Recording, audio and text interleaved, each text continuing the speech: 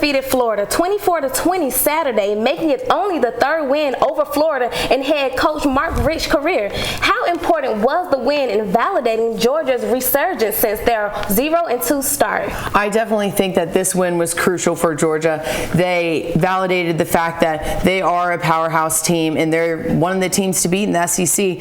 And not only that, but when it was 17-3, I mean, personally, I did not think Georgia was coming back. I don't know about you guys, but then they had their O lineman, who was the SEC player, one of the SEC players of the week, Cordy Glenn, who gave Murray the opportunity to make a pass and make those plays. And also they had Jarvis Jones, who forced a fumble, had 4 sacks and 5 tackles, which held the Gators to negative 19 rushing yards, which was crucial for Georgia. And I think that was how they came back, because I didn't see them coming back.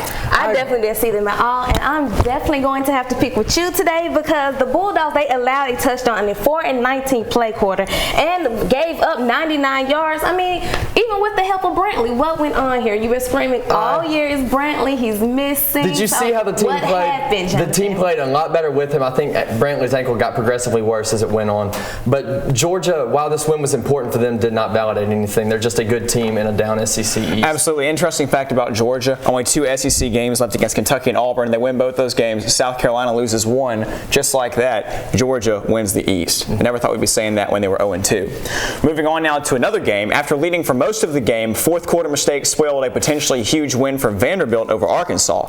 How devastated are the Commodores over this game? That's like asking a dog if he wants a treat. There's a very simple answer to this question. Are they devastated? Of course they're devastated. This was a heartbreaking loss for Vanderbilt in a game that they should have won. If you look at the stats, Vanderbilt had this game won, but didn't make the plays. Casey Hayward, 4 or 5 dropped INTs, 2 of which would have been a pick 6. And then you have Zach Stacy almost going in, fumbles the ball.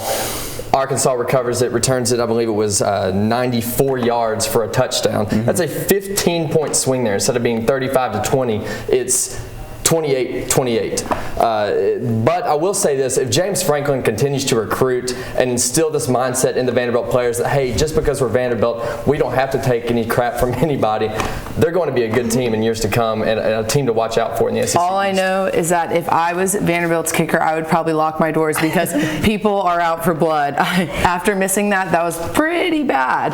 But when we come back, we'll tell you if the national championship is about to be decided this weekend. And later, we'll take a look at the MSU basketball team's first exhibition game with someone who witnessed it firsthand.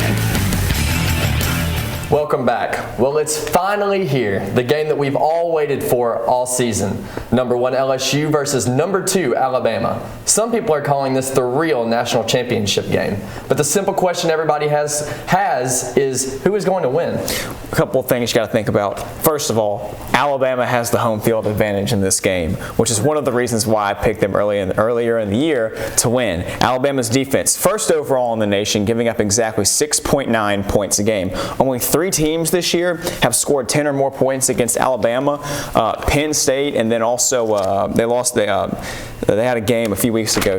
Arkansas scored 14 points. And Arkansas, the only team this year that has scored 2 touchdowns against Alabama's defense. They are huge. Courtney Upshaw is huge. I love it. Dre Kirkpatrick is going to keep Jarek Lee in check in the secondary, which is why I'm picking Alabama to win this game. Lewis, you are definitely my friend this time. Roll Tide, roll Tide. I mean, a lot of people say it's going to come down to which quarterback plays more effectively. I mean, but how can you necessarily say that both of them, to me, are as equal as can be in tally? You have A.J. McCarron with 134 completes, 10 touchdowns, 3 interceptions, and then you have Jarek Lee, 98 completes, 13 touchdowns, and 1 interception. I mean, how can you really just compare these two? I think this game is going to come down who plays their best under pressure, because that's all I see happening in this game. I have waited for this day the entire season. Here we are. Teasy, get ready. Here we are.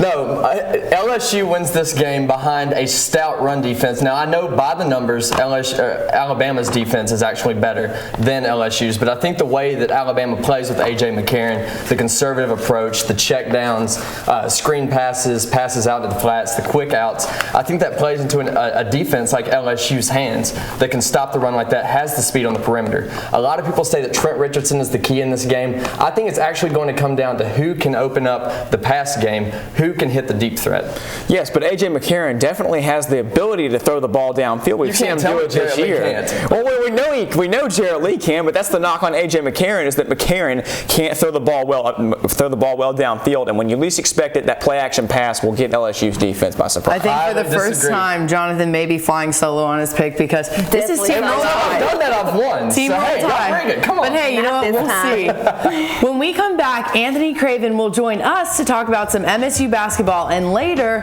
we'll tell you how close the Cardinals' World Series win was to not happen.